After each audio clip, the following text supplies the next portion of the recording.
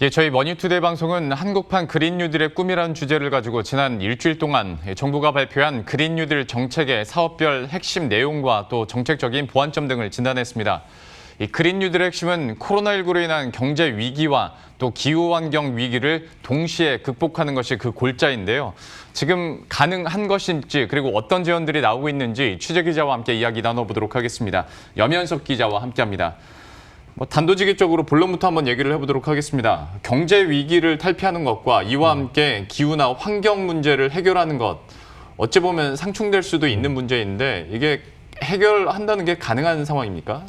일단 결론부터 바로 말씀드리겠습니다. 결론부터 말씀드리면 컨트롤 타워를 구축하고 그다음에 각종 규제들을 좀 혁파를 하고 정확한 온실가스 감축 목표를 제시만 할 수 있다면 많은 전문가들이 한국판 그린 뉴딜 성공할 수 있다는 의견이 있습니다. 예. 그린 뉴딜이라는 거는 2025년까지 약 74조 원 정도를 투입해서 일자리 65만 9천 개를 만들고요. 온실가스 전체 1,229만 톤을 줄이는 대규모 사업입니다.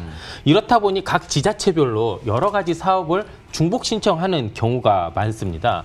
이 때문에 대부분의 지자체들이 하는 하소연 중에 하나가 이렇게 여러 사업들을 이제 중복 신청했었을 때 효율적으로 좀 컨트롤을 할 수 있는 그런 타워가 좀 필요하다라는 얘기를 합니다. 예. 또 그린 뉴딜 자체가 어떻게 보면 우리 산업 패러다임 자체를 바꾸는 거거든요. 예. 이런 탄소 중심의 산업 체제를 가지고 있던 우리나라를 이제 저탄소 시스템을 적용하는 겁니다. 이 때문에 장기적인 안목을 가지고 좀 제도적 지원이 반드시 뒷받침하다는 얘기를 합니다. 그렇다면 반드시 그런 경제 위기 극복 그리고 환경 위기 극복 두 마리 토끼 다 잡을 수 있다는 얘기를 하고 있습니다. 전문가 말 한번 들어보시겠습니다. 오랫동안 당연히 화석 연료를 사용해 왔고 또 그로 인해서 화석 연료 중심의 생태계가 고착화됐다라고 볼 수 있는데요. 그렇다면 이런 단기적인 3년, 5년의 사업이 아니라 지속 가능한 산업 생태계 구축을 위해서는 이에 상응하는 제도적 개편 역시 시급하다라고 볼 수 있을 것 같습니다. 중복 사업들에 대해서 좀 교통 정리를 할 수 있는 컨트롤 타워도 필요하고 그다음에 제도적인 개편도 필요하다라고 하고 있는데 사실 이런 것들을 모두 그래도 가능하게 하는 것은 밑바탕에 기술력이 뒷받침돼야 되지 않습니까? 네. 이와 관련해서는 현재 상황이 어떻습니까? 기술 개발의 경우에 약간 좀 상황이 낙관적입니다. 우리나라 같은 경우에는 저탄소 기술 수준이 상당히 높은 수준입니다. 그리고 수소 분야나 배터리 분야 같은 경우에는 세계 선도국 위치에도 있습니다. 다만 기술 개발의 인식 전환은 조금 필요하다라는 의견입니다. 예. 우리가 흔히 말하는 이제 친환경 기술이라 함은 온실가스를 전혀 배출하지 않는 그런 기술들을 보통은 생각은 합니다. 네. 하지만 이거 조금 문제가 있습니다. 환경을 위해 갑작스럽게 온실가스를 전혀 배출하지 못하게 한다. 이럴 수 있습니다. 충분히. 그런데 이러면 반드시 발생을 하는 게 비용 문제가 발생을 하게 됩니다. 그렇게 되면 비용 문제 때문에 경제적 위기가 찾아올 수도 있습니다. 이 때문에 온실가스가 전혀 배출되지 않는 이런 기술들을 개발함과 더불어서 그 완충 작용을 할 수 있는 경제성과 환경성 이 두 가지 상충된 가치를 이렇게 하나로 묶어줄 수 있는 중간 단위의 기술 개발에 대한 관심이 필요하다라는 이야기들이 나오고 있습니다. 예. 여기도 한번 전문가 의견 한번 들어보겠습니다. 다른 방식의 온실가스를 감축하는 그러니까 저탄소죠. 탈탄소 완전한 탈탄소로 가기 전까지는 경제성이나 뭐 기술적인 문제 그런 것들 때문에 우리가 탄소를 사용하는데 그 사용되는 그 CO2 그거의 그 인간 활동에 의해서 배출되는 CO2가 대기 중으로 나가지는 않게 그렇게 하는 기술이 가교 기술로는 이제 필요하다고 생각합니다.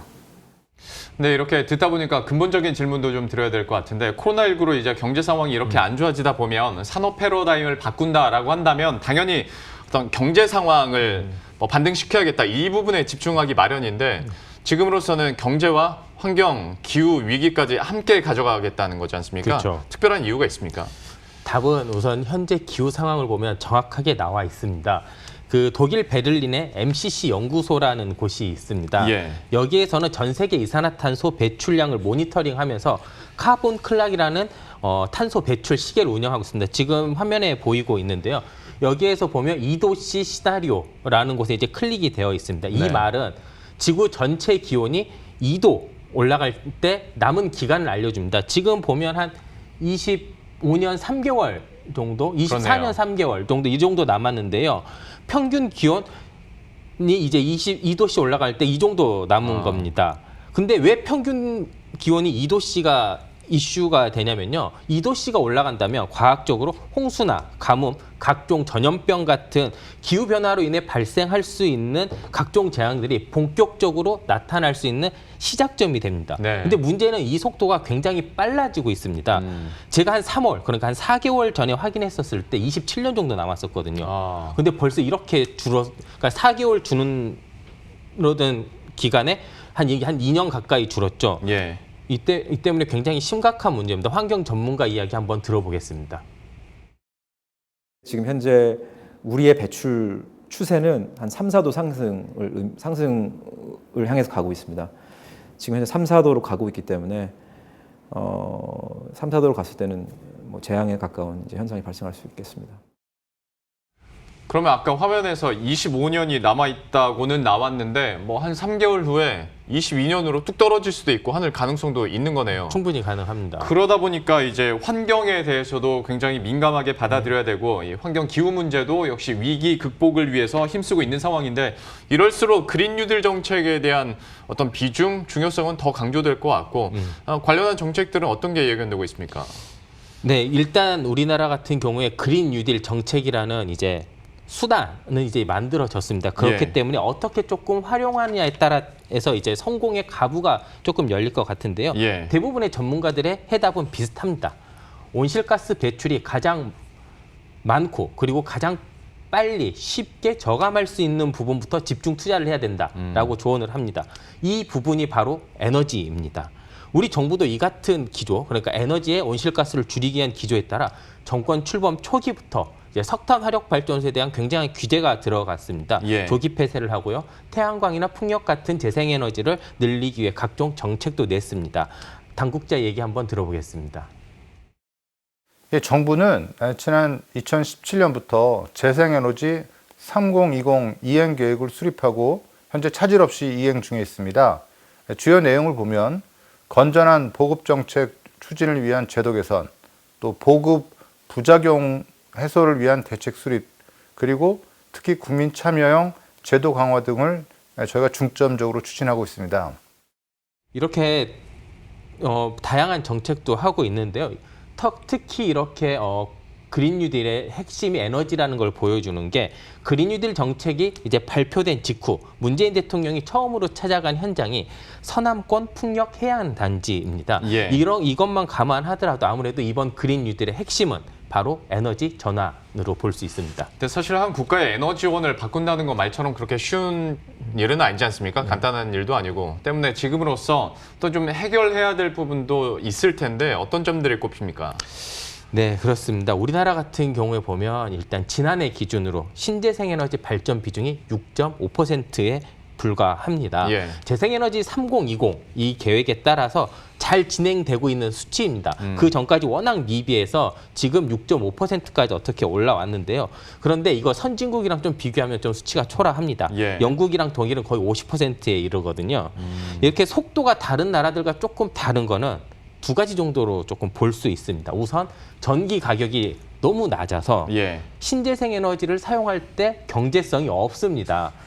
실제 OECD 기준으로 보면 주요 28개국 가운데 우리나라의 전기요금은 킬로와트당 약 125원 정도 됩니다. 예. 보시면 터키 다음으로 두 번째로 낮습니다. 평균에 228원인데요. 여기에 뭐 절반이 조금 안 되는 건데요. 이렇기 때문에 정부가 지원을 하지 않으면 사실상 사업을 이루어지기가 좀 힘든 구조입니다. 그리고 신재생 에너지 비중, 이렇기 때문에 이제 신재생 에너지 비중은 이렇게 정책 속도에 따라갈 수밖에 없는 구조입니다. 전문가 말 한번 들어보겠습니다. 기존의 화력, 원자력, 전력 가격이 다른 OECD 국가에 비해서 굉장히 낮은 전력 요금이기 때문에 상대적으로 재생에너지 경제성이 더 떨어져 보이는 게 하나가 있고요. 이렇게 경제성이 조금 떨어지는 데에서 한 가지 문제점이 더 파생하게 됩니다. 예. 이것도 주요한 문제인데요. 네. 아무래도 정책적으로 이렇게 이루어지다 보니까 규모의 경제를 이루기가 상당히 힘듭니다.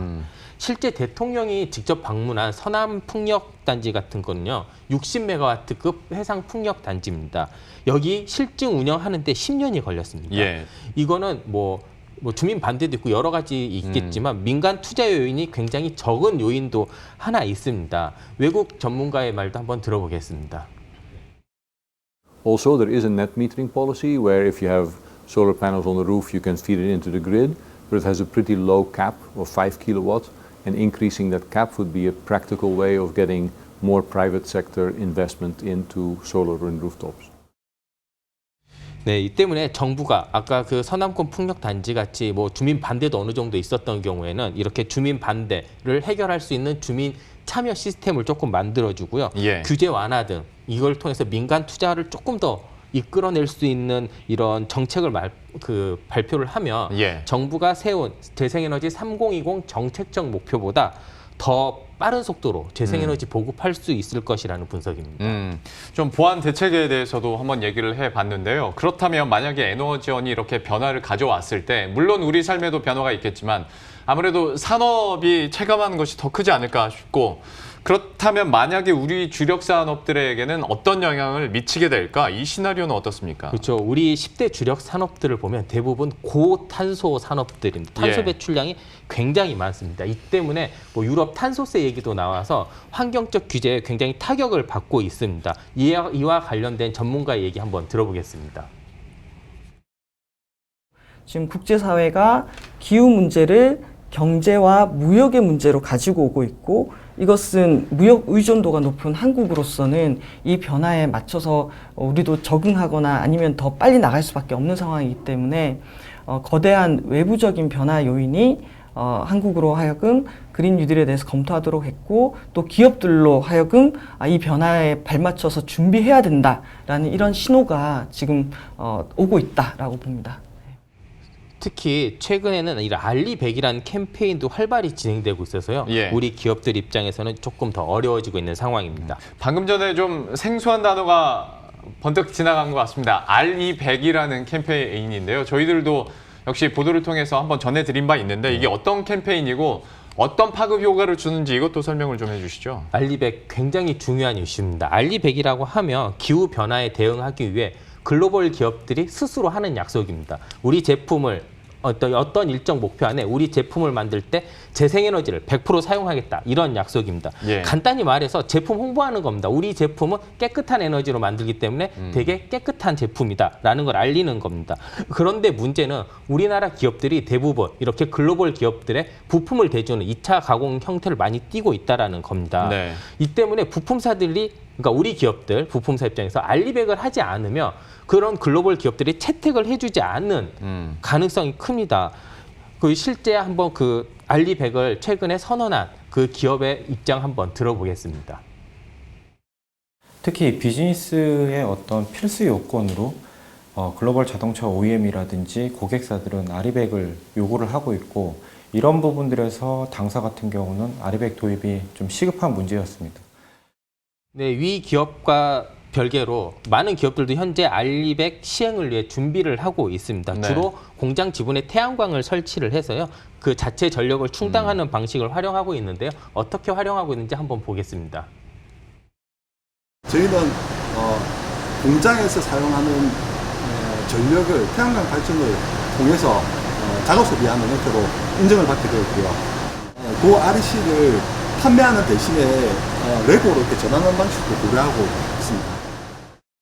이렇게 알리100을 하기 위해서 다양한 노력들이 있는데 넘어야 할 산이 한두 개가 아닙니다. 현재 제도적 보완이 전혀 되고 있지 않아서 사실상 국내에서 만들어진 제품들은 100% 재생에너지를 이용해 만들더라도 이를 증명할 방법이 없습니다. 이 때문에 전기요금 구조를 개편해야 된다는 얘기가 커지고 있습니다. 그 알리100이 필수 요건으로 꼽힌다는데 지금 어떤 증명할 방법도 없고 전기요금 개편도 필요한 상황이고 하다 보면 역시 이쪽으로도 보완점이 많을 것 같습니다. 어떻습니까? 네, 여러 가지 보완점이 있습니다. 아까 말씀드렸던 전기요금 개편 문제가 하나 있고요. 예. 하지만 이거는 뭐 제도적으로 지금 현재 논의가 되어 있기 때문에 조만간 뭐 개편이 될 수도 있습니다. 하지만 사회적 합의라는 요건이 있기 때문에 전기요금이 상승할 수 있기 때문에 좀 시간이 필요할 것 같고요. 예. 전기요금 개편과 함께 분산전원 확충이라는 문제도 시급합니다. 뭐 분산전원은 원전이나 화력발전소 같이 대형 발전소가 아니라 신재생 에너지를 이용해서 곳곳에 이렇게 발전원을 만드는 겁니다. 여기에 ICT 기술을 이용해서 더 효율적으로 이제 움직이는 건데요. 이렇게 되면 알리백, 대부분 분산전원은 재생에너지를 이용하기 때문에 알리백에 적용해도 굉장히 유리합니다. 얘기 한번 들어보겠습니다. 분산에너지 활성화를 하기 위해서는 소용량 발전기, 잘 아시다시피 태양광, 풍력, 소용량 열병합 발전기 같은 것들을 하나의 집합 자원으로 하는 것이 매우 중요하다고 합니다. 그래서 이러한 자원들을 실시간으로 감시하고 출력 제어함으로써 전력시장에 참여해서 많은 수익을 볼 수 있는 그러한 사업을 지금 기획을 하고 있습니다. 이렇게 산업적인 측면 저희가 돌아보고 있는데요. 그린 뉴딜 정책에 우리 일상에서도 또 온실가스를 줄일 수 있는 방법들, 관련 내용들도 포함이 됐죠. 네, 도로나 상하수도를 조금 스마트화, 그러니까 ICT 기술을 해서 온실가스를 줄이는 방법이 있습니다. 예. 예를 들어 도로 같은 경우에 아직 시범 단계이긴 한데요. 태양광 패널을 이용해서 지금 화면같이 도로가 태양광 패널로 이렇게 만들어집니다. 여기에서 이제 전기를 계속 만드는 겁니다. 얘기 한번 들어보겠습니다. 태양광 도로는 차량이 다니는 도로면 혹은 사람이 다니는 보도블록 표면에 태양광 모듈을 일체형으로 설치하여 전기를 생산하는 새로운 발전 시스템입니다. 네, 상하수도 역시 비슷합니다. 아파트 단지 곳곳에 첨단 계측기를 설치를 해서요, 수량, 수질 등을 종합적으로 관리하는 겁니다. 그래서 이런 관리를 국민들한테 투명하게 공개하면서 이제 안전성을 높여준다라는 게 있는데요. 실제 어떻게 운영될지 한번 들어보겠습니다. 취득된 빅데이터를 실시간으로 모니터링하고 분석하게 되면 사고 예방과 그 위기 대응에 보다 효율적으로 신속하게 대처를 할 수가 있습니다. 또한 여기서 취득된 빅데이터, 수질 데이터 같은 것을 그 국민들에게 이제 공개함으로써 국민들이 그 어떤 그 수돗물 신뢰 향상에 좀 더 그 기여를 할 수가 있게 되고.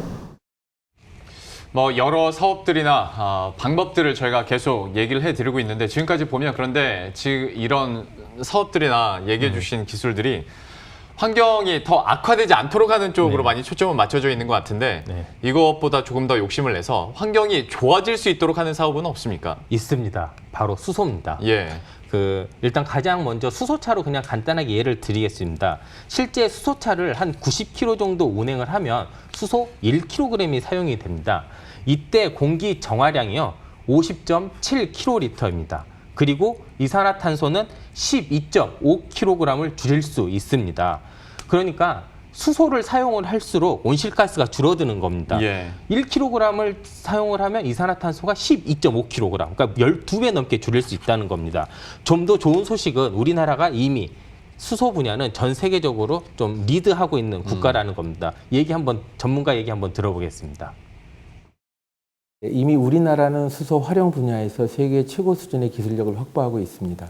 수소 전기차의 경우 세계 최초로 양산에 성공을 하였고 국산화율을 99% 이상을 달성해서 이미 글로벌 경쟁력을 확보하고 있습니다. 이렇게 글로벌 경제력을 확보하고 있기 때문에 더 이상 우리의 산업 구조가 추격형이 아닌 선도형으로 바꿀 수 있다는 기대감도 좀 있고요. 하지만 한 가지 좀 아쉬운 점도 있습니다. 수소차 외에, 그러니까 연료전지 분야에서는 아직 핵심 기술이 국산화되지 못한 점이 이제 과제로 남아 있습니다. 예, 이렇게 해서 오늘 그린 뉴딜 정책에 대한 내용들 종합적으로 한번 정리해 봤습니다. 염현석 기자와 함께했습니다. 잘 들었습니다. 네, 감사합니다.